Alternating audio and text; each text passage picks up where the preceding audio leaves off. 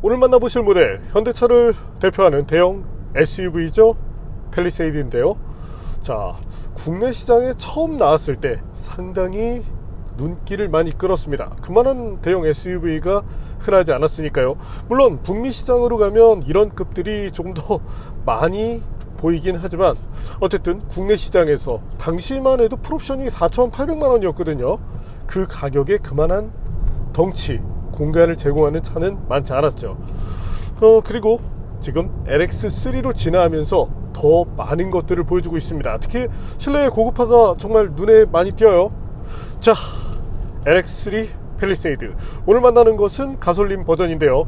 과연 어떤 매력을 보여줄지 잠시 함께 느껴보시겠습니다.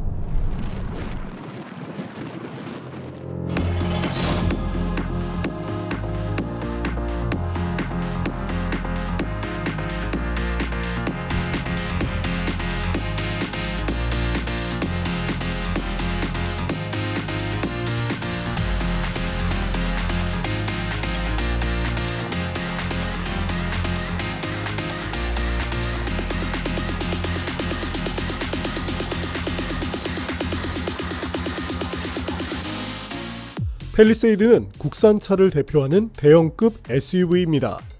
물론 이보다 큰 에스컬레이드나 타오, 익스페디션 같은 풀사이즈급도 있지만 국내 시장에서는 대형급 SUV로 분류되죠. 경쟁 모델로는 포드 익스플로러, 토요타 하이랜더, 쉐보레, 트래버스 등이 있는데요. 전면 디자인부터 예사롭지 않죠. 1세대 팰리세이드의 이미지를 담아내면서 미래지향적인 느낌을 가미해 세련미를 높인 것이 이번 팰리세이드입니다. 후드 양측을 직선 라인으로 부풀려 볼륨감을 살렸죠. 수평으로 그려진 독특한 그릴 디자인도 다른 차에서 볼 수 없는 팰리세이드의 매력입니다. 헤드램프 디자인, 이를 감싸는 장식 등 여러 가지로 신경 쓴 티도 나는데요. 범퍼 하단 그릴의 디테일에 이르기까지 신차다운 이미지를 잘 그려내고 있습니다. 범퍼 하단을 감싸는 실버 라인의 조화도 좋죠. 디자인은 개인적 취향이지만 현재 판매되는 대형급 SUV 중에서 가장 독창적인 모습을 보여줘서 좋네요. 측면 디자인도 균형감이 좋죠. 프론트 오버행을 짧게 만들어 안정적으로 보입니다. 헤드램프 디자인은 측면에서 봐도 좋은데요. 앞뒤 휠하우스가 심심하지 않게 아치형 디자인을 넣어 감싼 것도 눈에 띄고요. 전면에서 후면까지 하단부를 연장하는 실버 라인의 조화도 좋은 구성입니다. 루프 라인은 평평한 형태지만 뒤쪽으로 가면서 하강하는 라인 덕분에 전진감이 생겼죠. D필러를 감싸는 실버 패널도 좋고요. 루프랙만 봐도 이런 라인들과 결을 맞추도록 잘 구성했습니다. 도어 캐치는 그립 타입이라 직관적이며 쓰기 편하고요. 휠은 20인치인데 멀티스포크 타입이죠. 회전하는 형태라 역동적으로 보이고요. 오이 타이어는 금호의 마제스티 X인데 팰리세이드 전용으로 만들어진 컴포트 타이어입니다. 시장에서 팔리는 세단용과는 달라요. 후면부도 웅장하죠? 디자인 멋지기로 유명한 랜드로버의 디펜더 이미지도 조금 보입니다. 루프에서 떨어지는 부분에 스포일러형 장식을 넣어 스포티한 이미지도 구축했고요. 다만 현대차 로고가 조금 커 보이죠. 테일램프 디자인도 헤드램프와 맥을 같이 해서 보기 좋습니다. 차체를 넓어 보이게 하는데도 도움이 되고요. 테일게이트 하단 실버 라인은 블랙 컬러의 팰리세이드를 심심하지 않게 보이게 해주죠. 범퍼 하단에도 멋을 많이 냈죠? 머플러 디자인은 아쉽지만 안쪽으로 숨겨진 타입이라 거슬리지는 않습니다. 여기서 잠시 PPL입니다. 이번 팰리세이드는 PPF 전문 브랜드죠? 저스트 실드에서 제공해 주셨습니다. 현재 팰리세이드 바디가 모두 이 PPF 필름으로 감싸져 있는데요. 온라인에서 유명한 브랜드로 국내에서 개발돼 생산되는 PPF 필름을 사용합니다. 당연히 저가 중국산보다 질적으로 우수하고요. 품질을 바탕으로 AS까지 해준다고 하는데 재단된 필름을 일반 소비자 또는 대리점에 판매하고 있으니 DIY로 시공해 보고 싶은 분들은 도전을 하셔도 좋겠네요. 제가 타는 차도 생활용 PPF가 바래서 재작업을 해야 하는데 기회가 되면 직접 DIY 하는 것을 보여드리겠습니다. 가족도 얼마 전에 차를 샀는데 같이 해봐도 좋겠고요. 다시 한번 차량을 제공해주신 저스트 실드에 감사드립니다. 펠리세이드의 실내입니다. 도어를 열었을 때 도어 트림이 뭔가 밋밋해 보이는 느낌이 있죠? 그러나 심플함에 필요한 요소를 넣으며 고급화를 추구한 것, 그것이 펠리세이드입니다. 마감도 깔끔하죠? 도어를 열 때 만지는 손잡이 등 여러가지 부분들의 감촉도 좋습니다. 암레스트 하단도 잘 감쌌고요. 크기가 다른 물병 2개도 안정적으로 수납 가능하죠. 윈도우 조작 스위치는 간결하게 구성했는데 조작감도 무난하고 모든 윈도우를 원터치로 조정할 수 있습니다. 대시보드 디자인이 독창적이죠. 실내를 감싸는 랩 어라운드 스타일은 많이 봤지만 이렇게 좌우측으로 말리는 듯한 대시보드 디자인은 꽤 신선하네요. 물론 조금 답답하게 느껴지는 약점이 있는데 그래도 고급화된 분위기 덕분에 장점이 더 많아 보입니다. 스티어링 휠은 그랜저 등 여러 차에서 사용된 것으로 일부 디자인을 손봐 펠리세이드에 장착됐습니다. 버튼의 조작감, 인터페이스도 직관적으로 잘 구성했고요. 변속은 컬럼식인데 레버를 돌려서 사용합니다. 엔진 스타트 버튼도 여기에 있고요. 계기판도 좋습니다. 최근 현대차는 원가 절감형 디스플레이 대신 조금 더 그래픽에 신경 쓴 디자인을 사용하기 시작했는데 이처럼 소비자들이 목소리를 내면 달라지죠. 중앙부 디스플레이는 인포테인먼트 시스템을 사용할 때 쓰이는데 다른 현대차의 것과 크게 달라 보이진 않죠? 그래도 최신 CCNC를 기반에 둔 내비게이션, 음성인식 기능 등 다양한 기능 제어를 통해 신차로의 매력을 키웠습니다. 디스플레이 패널이 조금 달라 보이죠? 여기서도 짧은 PPL을 하자면 지문 방지용 필름이 부착되어 있습니다. 이것도 저스트실드 제품이며 온라인에서 구매할 수 있고요. 지문이 안 묻어서 좋은데요. 초고투명 필름에 비해 탁한 느낌은 있지만 OCA 공정을 통해 디스플레이가 조금 더 잘 보이게 개선한 것이라고 합니다. 이렇게 차량 제공에 대한 보답 PPF, PPL을 마치겠습니다. 사운드 시스템을 비롯한 일부 기능 제어, 공조장치 제어를 위한 것들도 버튼과 다이얼로 구성해 만족도가 높습니다. 디스플레이를 쓰는 것보다 확실히 직관적이죠. 물론 음성인식 기능이 좋은 편이라 이를 활용해도 됩니다. 사운드 시스템은 보스 것이 사용되는데요.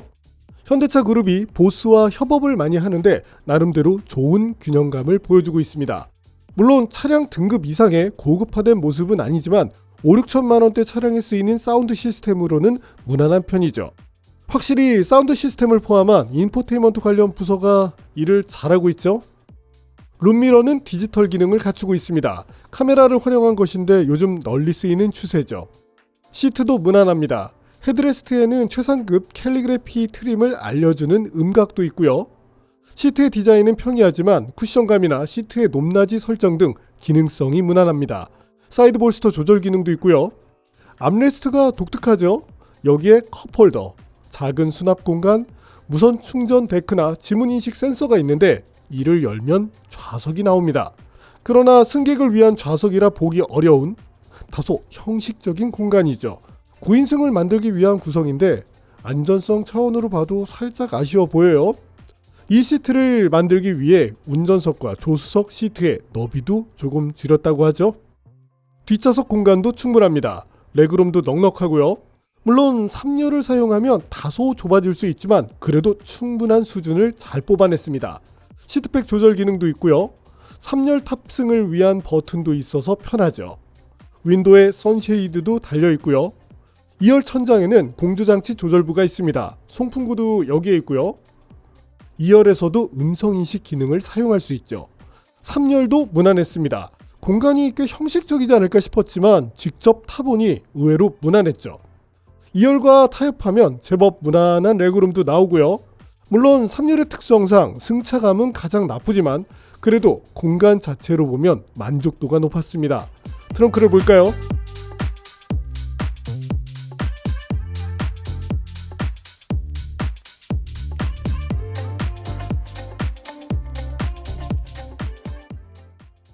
버튼을 통해 각 시트를 제어할 수 있습니다.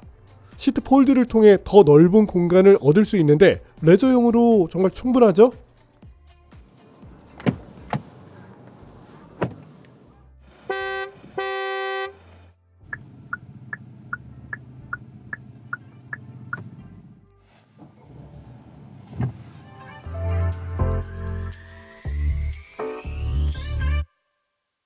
자, 이번에는 자율주행차 실험 도시죠.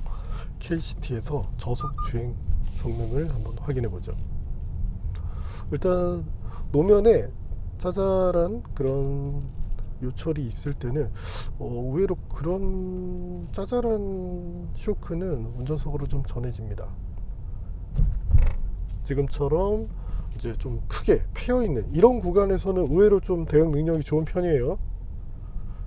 그러니까 요거는 해석하는 사람에 따라서 좀 다를 수 있을 것 같습니다. 그러니까 퉁퉁 이렇게 치는 이런 좀 진동이 큰 구간에서는 승차감이 좋다라고 느껴지고, 오히려 지금 일반 노면에서 좀 짜잘한 그런 진동들이 계속 투두두둑 치기 때문에 누군가는 승차감이 나쁘다, 네, 이렇게 해석할 여지가 있네요. 다만 이 탄력성, 한쪽 측면이 아니라 일반 상황에서의 이런 작은 진동감도 잡아줄 수 있다면 좀 더 좋을 것 같습니다. 자, 정지해 볼까요? 자, 다시 가속 페달을 밟았을 때 아무래도 다운사이징 터보 엔진이 들어가 있기 때문에 요 반응 자체가 그렇게 빠릿한 편은 아닙니다. 이전에 3.8L 가솔린 모델 같은 경우 그 엔진도 스로틀 자체가 빨리 움직이는 그런 편은 아니었지만 그래도 확실히 터보보다는 좀 나은 모습이고, 토크 기복에 따른 이런 피치가 약간 있는 편이네요. 그래도 변속기는 꽤 좋은 편입니다. 변속기 자체가 수입산 일본 모델들처럼 이렇게 빠르게 변속하는 것은 아니지만 나름대로 이 컴포트 측면, 부드러운 변속을 통해서, 또한 각단으로 올라가면서 기어가 체결될 때 충격을 만들지 않거든요. 쉽게 말해서 변속 충격이 거의 없다고 보셔도 되겠습니다. 지금은 시속 50km 정도로 주행하고 있는데 여기서도 요 상하 움직임이 좀 있는 편이고, 그리고 뒷좌석으로 가면 갈수록 이런 충격량 그런 것들이 조금 더 잘 느껴지거든요. 특히 제일 마지막에 있는 3열 같은 경우는 이 리어 서스펜션 축, 네, 그 축과 거의 이제 맞닿는 형식이기 때문에 충격량이 조금 더 많은데, 뒷좌석에서의 승차감은 아무래도 앞좌석보다는 조금 제한적이다 라고 봐주시면 되겠네요. 그리고 여러분들이 이제 팰리세이드를 구입하실 때 가능하면 지금 들어오고 있는 이런 짜잘한 진동은 특히나 이제 타이어 쪽에서 어느 정도, 타이어의 이 사이드월 텐션으로 어느 정도는 좀 극복할 수 있는 만큼 너무 큰 휠을 장착하지는 않으셨으면 좋겠습니다. 물론 큰 휠을 끼우게 되면 그런 거 있죠. 하차감?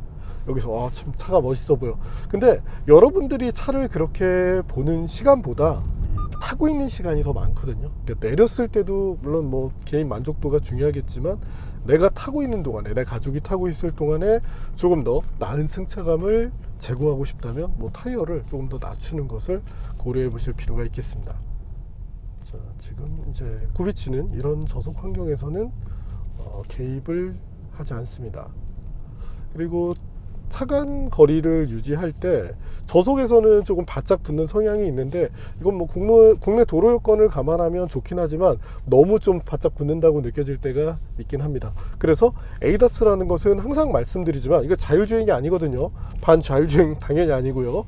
그래서 여러분들의 그 운전 편의성을 보조하기 위한 기능이기 때문에 항상 브레이크를 비롯해서 스티어링 쪽에 신경을 써주시는 것을 추천드리고 싶습니다.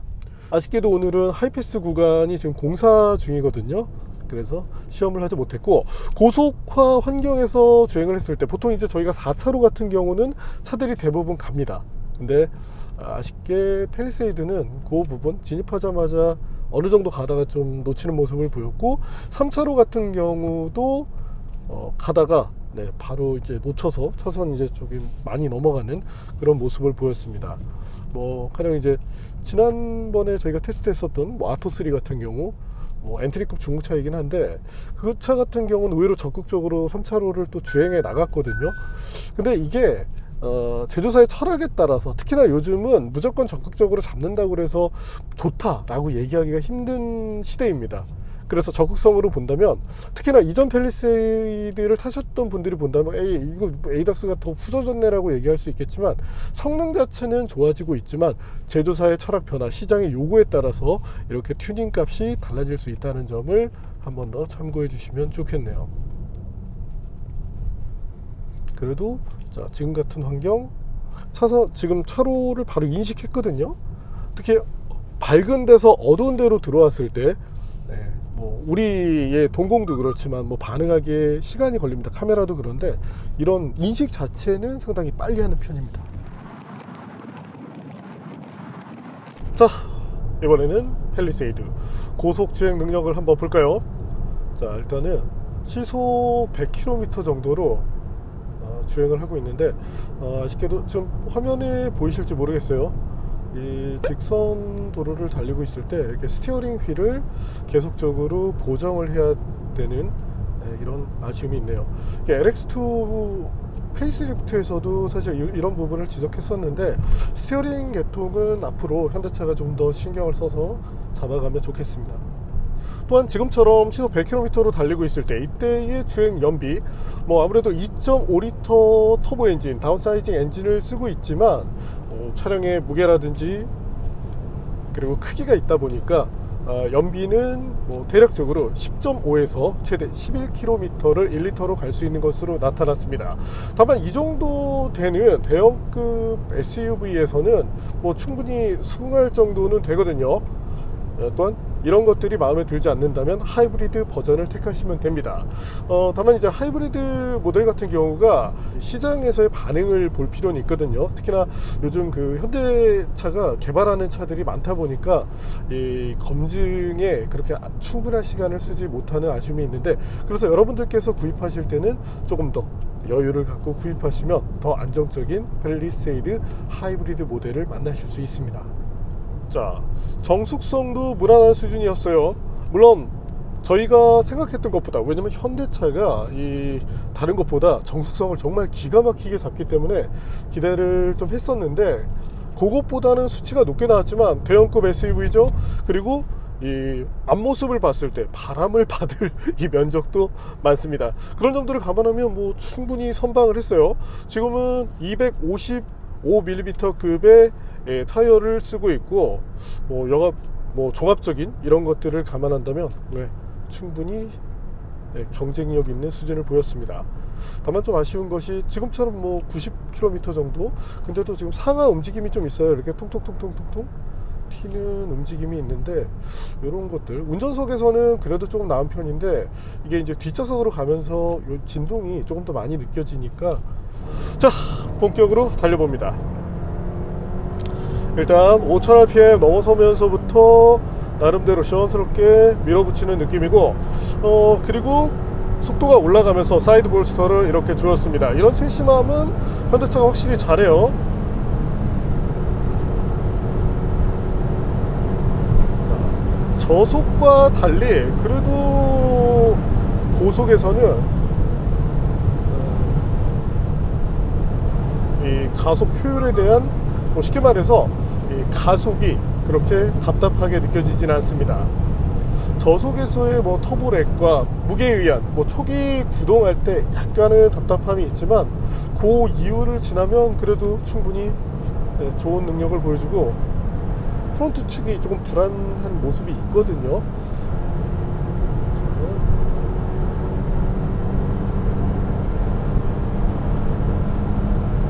직진성은 확실히 좀 더 개선해주면 좋을 것 같아요.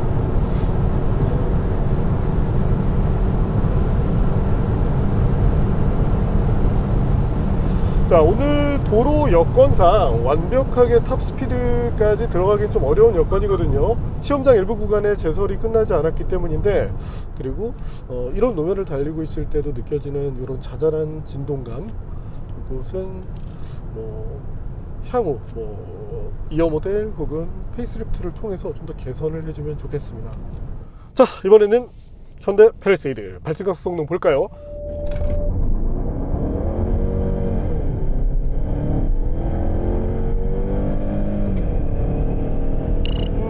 아무래도 이제 무게가 조금 나가는 차죠.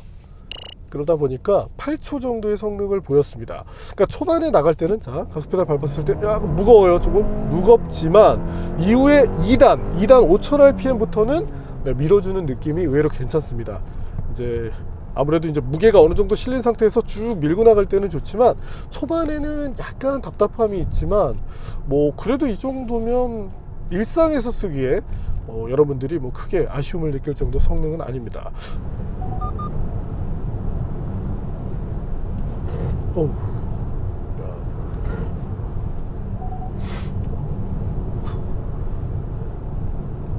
본격 시험은 뒤에서 해보겠지만 일단 바디롤이 많네요. 자, 이번에는 현대 팰리세이드 2.5L 터보 모델이죠. 핸들링 성능을 보겠습니다.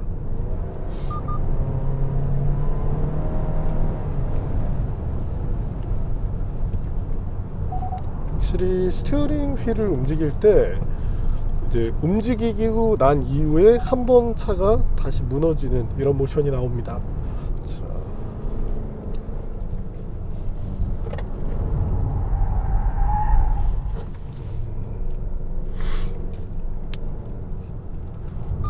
기본적으로 조금 무른 서스펜션이 들어가다 보니까 바디롤은 좀 있습니다. 랩터프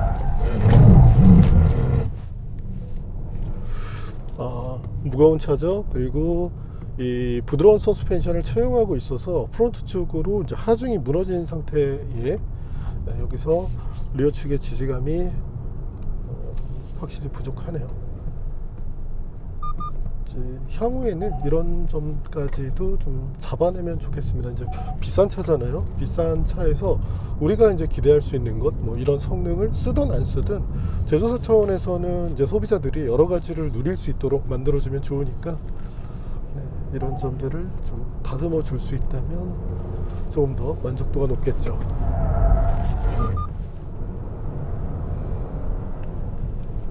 특이하게 이제 브레이크 쪽 제어할 때 소리가 좀 많이 나요. 이 리어축 지지감 측면으로 보면 조금 부족한 그런 모습이 많이 보이기 때문에 그 이니셜 D라는 애니메이션 거기서 이제 다운힐에서 비 오는 날 다운힐이 있거든요. 그 친구 이 승객을 뒷자리에 태웁니다. 뒷좌석을 좀 더 눌러주기 위함인데 뭐 좀 농담이긴 하지만 최대한 승객을 뒤로 보내면 리어축 지지감이 조금은 살아날 것 같네요. 핸들링이 그렇게 좋다고 얘기하기는 어렵습니다. 이제 튜닝의 방향 자체가 이 안정성 그리고 이제 컴포트 이걸 놓고 봤을 때 이건 순수하게 이제 컴포트 쪽으로 쭉 이제 치중되어 있는 그런 셋업이거든요. 그래서 안정성이나 핸들링, 특히 이제 스티어링 휠을 돌렸을 때 차가 즉각적으로 움직이지 않고 조금 늦게 반응한다는 것, 이런 것들은 조금은 아쉬움으로 다가오네요. 근데 우리 그 현대차도 사실 여러 가지 시도를 했었어요. 특히 2013년에서 한 2020년 요 전후하는 시절, 그리고 특히나 이제 비엄한 사장에 손길이 많이 들어가고 있을 때는 나름대로 안정성을 잡기 위한 튜닝을 많이 했었거든요. 근데 시장의 요구, 결국은 이제 소비자들이 이 전체적인 그림을 봤을 때 뭐 그냥 약간은 이렇게 둥둥 쳐주는 그런 느낌을 그냥 딱딱하다라고 해석을 해버리다 보니까 이 개발을 하는 과정에서 이제 소비자들의 눈치를 보잖아요. 눈치를 봐야 되는데 이걸 이 정도면은 양쪽 다 타협을 했다 이렇게 받아들이면 좋은데 그냥 야 이거 그냥 딱딱해, 이전 내가 타던 차들보다 딱딱해라고 해버리니까 사실은 모든 엔지니어들은 더 좋은 상품, 더 안정적인 상품을 개발하고 싶어 하는데 이제 그렇게 계속 오더가 오고, 특히나 이제 이 고위층에서 계속 이제 그런 또 지시를 하겠죠. 그러다 보니까 이게 국내 이제 내수형 차량 같은 경우는 최근에 이제 이런 공통된 시험을 보이는데, 여러분들께서도 조금 더 기왕이면은 조금 더 달릴 때 안정적인 그런 차를 타면 좋으니까 이런 것들을 제조사에 좀 꾸준히 요구를 해주시면 좋겠습니다. 그리고 가속 페달을 밟았을 때 지금도 밟고 나서 이제 시간차가 좀 있어요. 이제 뭐 터보렉도 있고 변속기가 반응하는 속도, 이런 것들이 이제 컴포트에 초점 맞추다 보니까 이렇게 좀 빠릿한 편은 아니네요. 얼른 나갈까요? 타이어는 금호 타이어에 255mm급 마제스틱 X라는 모델이 들어갑니다. 지금도 컴포트 측면에서는 분명히 유리한 모습을 잘 보여주고 있네요.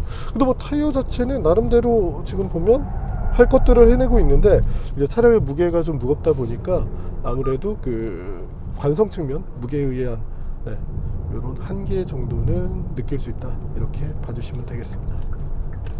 자, 제동 성능 볼까요? 오, 제동 성능은 꽤 잘 나왔습니다. 지금 이 차가 배린이 전혀 안 돼 있는 상태예요. 그럼에도 불구하고 이 정도의 능력을 보여준다면, 야, 이건, 그리고 이 반복된 시험에서도 물론 오늘 기온이 좀 낮긴 하지만 이 정도의 성능이면 지속성도 좋은 편이거든요. 확실히 과거와 지금의 현대차 달라진 부분이 뭐냐면 제동 부분에 그래도 신경을 쓰고 있습니다. 특히나 국내 소비자 성향에 맞춰서 이 소음을 정말 기가 막히게 잡잖아요. 유럽 차들 같은 경우는 저속에서 조금 이게 끽끽 될 때가 있습니다. 대신 제동 성능은 좋아요. 근데 지금은 소음을 잡아내면서도 이 정도의 성능을 확보해냈다면, 뭐 브레이크, 뭐 패드를 공급하는 이 회사들도 그랬지만 현대차 자체에서도 신경을 써서 개발을 잘했다고 평할 수 있겠네요. 그리고 타이어 자체, 이 제동이 정말 능력이 좋은데 타이어가 못 받쳐주면 제동 거리가 많이 늘어납니다. 그래서 제가 가끔 보면 타이어는 싸구려를 쓰면서 브레이크만 막 6피스톤 막 이런 거 끼시는 분들 있거든요. 근데 오히려 제동 거리 더 늘어납니다. 근데 지금은 타이어의 종그립도 충분했고, 여러 가지로 잘했네요.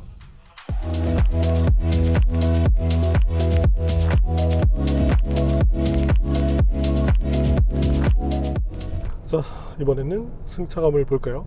확실히 그런 건 있습니다. 예전에 그래도 6기통 엔진, 그 다기통 엔진이 보여주는 감성적 측면의 이점, 그리고 부드러운 느낌이 있었는데 지금 확실히 4기통 엔진 특유의 약간 그런 느낌을 보여주네요. 자, 지금 상하 움직임이 있는 환경이에요. 이런 환경, 여기서는 의외로 만족도가 높습니다. 리어 쪽에서 약간은 좀 둔탁한 그런 느낌이 있긴 하지만 뭐 이 정도면 그래도 상급이에요. 자, 연속 유철로 이거는 지금 자, 뭐 무전기에 뭐 이런 게 떠는 소리인데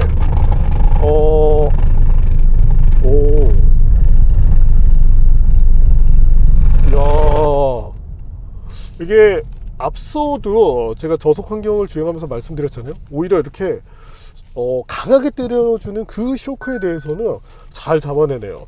특히나 휠베이스가 긴 차들의 경우가 저 코스에서 정말 불리하거든요.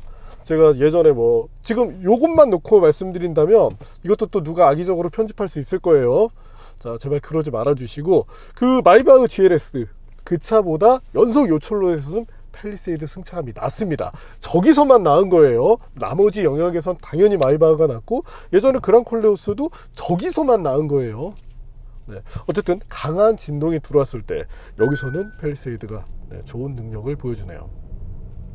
근데 일반 노면에서의 짜잘한 이런 것만 좀 잡아줄 수 있다면 더 이상적인 차가 되겠죠. 야, 과속 방지턱만 넘어서 평가를 한다면, 야, 이건 진짜 좋네요. 야, 이거는 제네시스보다 좋은데요. 그러니까 요것만 놓고 개발한다면 이거는 만점짜리입니다.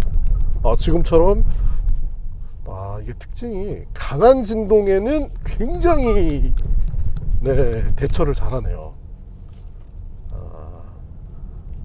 그래서 앞서 말씀드린 것처럼 일반 환경에서 뭐 이게 서스펜션은 뭐 이렇게 흐느적거리고 롤도 많은데 왜 이렇게 둥둥둥둥둥 불쾌한 진동이 있지? 라고 얘기하실 분이 있고, 뭐 과속방지턱이나 이런 걸 기준으로 평가를 한다면, 야, 이 극적 승차감, 이렇게 표현을 하게 되겠죠.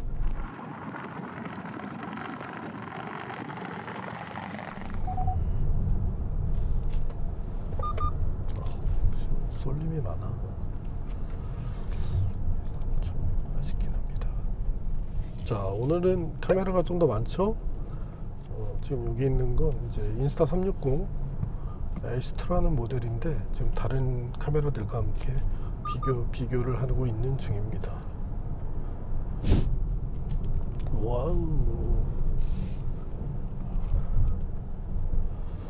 올해는 눈이 좀 많아요. 자, 이번에는 긴급 대처 능력 한번 보겠습니다. 시속 100km. 오.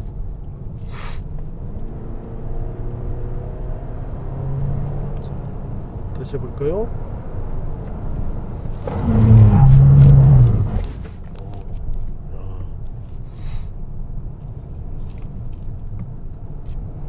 지금 그 소리로도 들으셨을 거예요. 이렇게 막 제어를 오래 하고 있죠. 아무래도 서스펜션 자체가 많이 이렇게 무르게 세팅이 되어 있고 롤 값이 커지고 그로 인해서 이제 차량 스스로도 조금 불안감을 느끼니까 확실히 제어하는 양이 많습니다. 슬라임은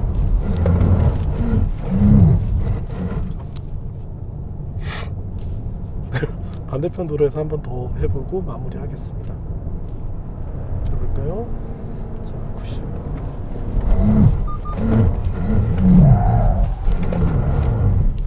자.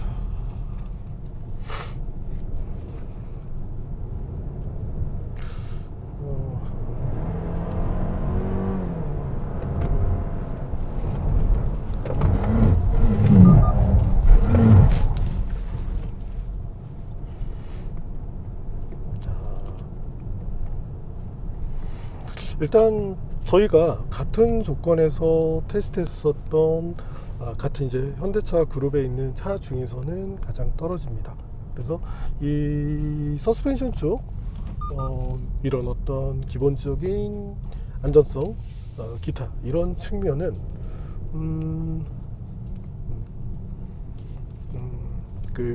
이 차보다는 좀 작은 차예요. 산타페 쪽의 완성도가 한 100점이다 라고 환산하면 팰리세이드는 뭐 한 50점 정도면 네, 충분하지 않을까 싶네요. 조금 더 이제 그 노력을 좀 해주면 좋겠습니다.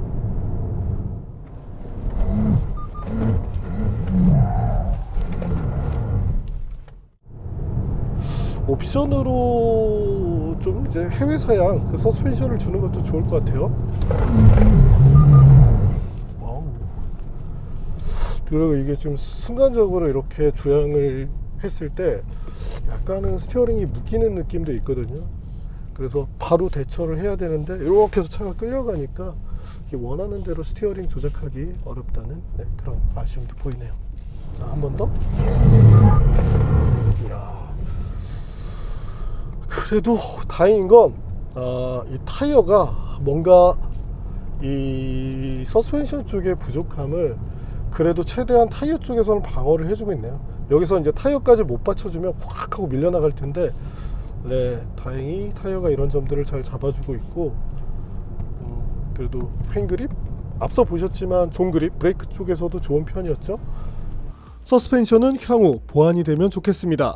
오늘 보신 것처럼 다른 차에서 보기 힘든 움직임이 나오는데 동급 모델은 물론 현대 기아차에서도 사실 이런 경우는 거의 없으니까요.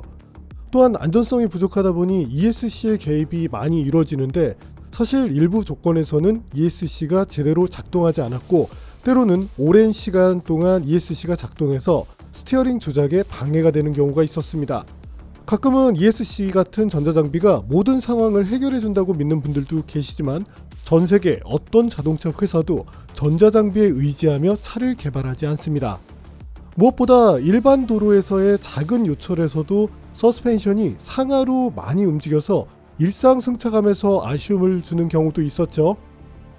그나마 순정 타이어가 패턴의 성능이나 구조 강성감이 좋아 차의 미끄러짐을 일정 부분 잡아냈는데 팰리세이드 오너분들이 가격을 이유로 성능이 떨어지는 타이어를 쓰지 않으시면 좋겠습니다. 향후 직선 주행 때 나타나는 스티어링 보정 문제까지 개선해준다면 보다 좋은 팰리세이드로 거듭날 것으로 예상합니다.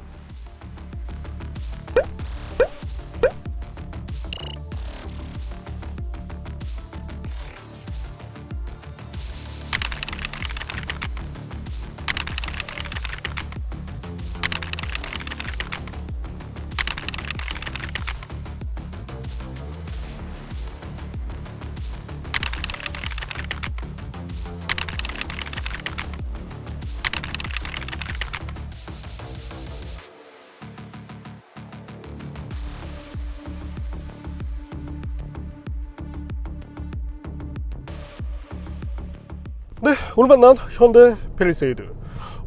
디자인에 대한 호불호는 뭐 있을 수 있습니다. 지난번에 여러 가지 차들을 보여드리면서 저희 항상 그래요. 디자인에 대해서는 정말 특별한 경우가 아니면 대부분은 좋게 말합니다. 왜냐면 누군가의 눈에는 이게 예뻐 보일 수도 있고 멋져 보일 수도 있고 나빠 보일 수도 있는데 그 눈에 보이는 부분에 대해서 저희가 정말 평가를 하기가 좀 어렵기 때문에 대부분은 이제 좋게 얘기를 드리고 있는데, 제 개인적으로는 이 세련된 그리고 이런 웅장함이 좋게 느껴집니다. 뭔가 그래도 고민을 많이 하고 신경을 쓰려 한 흔적이 보이니까요. 자, 실내로 넘어와서 역시 구성은 현대차가 정말 잘합니다. 이제는 이거 솔직히 제네시스랑 비교해도 컬러만 이게 베이지가 아니라 좀 더 밝은 톤이었다면 훨씬 더 안락하고 고급스러운 그런 분위기를 보여줬을 것 같고, 손에 잡히는 이런 스티어링의 질감, 단순히 딱딱한 게 아니고 그렇다고 또 이게 흐느적거리는 것도 아니고 나름대로 좋습니다. 그리고 오늘 추운 날이에요. 그래도 많이 좀 오르긴 했어요. 근데 영상 지금 한 4도 정도인데, 자, 히팅 시트가 매우 뜨끈뜨끈합니다. 그리고 2열도 충분히 좋은 편입니다. 물론 시트에 좀 더 부가적으로 다리를 받쳐주는 그런 기능까지 제공됐다면 좋았겠지만, 어쨌든 공간에 대한 부분도 좋았고, 앞서 고속주행 때 말씀드렸지만 사이드 볼스도 고속 딱 올라갔을 때 딱 조여주고 그렇게 안정감을 만들어준 상태에서, 자, 그 다음에 저속으로 내려왔을 때 한 90km 정도에서 싹 풀어주는데 이런 느낌은 매우 좋습니다. 3열도 그렇게 형식적이진 않았어요. 3열 특성상 다리가 이렇게 살짝 들리는 그런 아쉬움은 있지만 레그룸도 저희가 확인했을 때 충분했었고, 그래서 나름대로 시트 그리고 공간에 대해서 사실 9인승이라고 말하기는 좀 민망한 게, 이 운전석과 조수석 사이 이 좌석은 누군가에게 좀 추천하기는 어렵습니다. 이건 좀 형식적이라고 볼 수 있고, 그로 인해서 사실 이 시트가 좀 작아지긴 했는데 그래도 저 앉았을 때 답답하진 않았어요. 어쨌든 형식적이지만 어떤 그 유리함을 위해서 9인승으로 만들었고, 적어도 9인승이라기보다는 8인승으로서는 정말 가치가 있는 그런 차가 되었다. 3열에 시트백 조절 기능을 갖춘 것도 사실은 좋았거든요. 이제 눕혔을 때 혹시나 트렁크가 다치지 않을까 했는데 확실히 이런 부분들은 현대차가 잘했네요. 그래서 자, 일단 디자인도 나쁘지 않고 실내 구성, 기능성 여러 가지가 다 좋고, 파워트레인이 조금 제한적이긴 하지만 그래도 이 정도면 수긍할 수 있다고 봐요. 변속기는 잘했고요. 다만 이제 서스펜션 쪽 이런 부분에 대해서는 이제 현대차도 사실 해외로 나갈 때는 아예 여러분들이 모르시겠지만 프로젝트 자체가 다릅니다.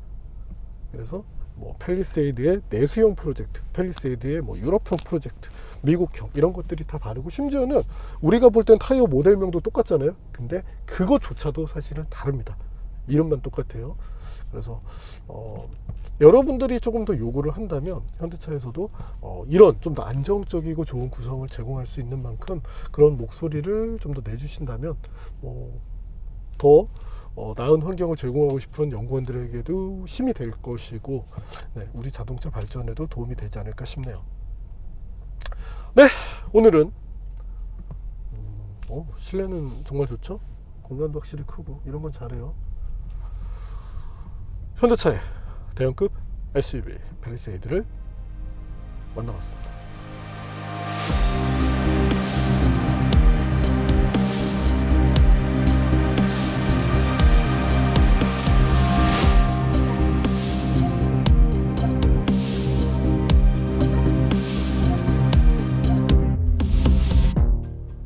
하이브리드 모델이 시승차가 아직 없는데 이제 공식 시승차가 나오면 또 만나보도록 하죠.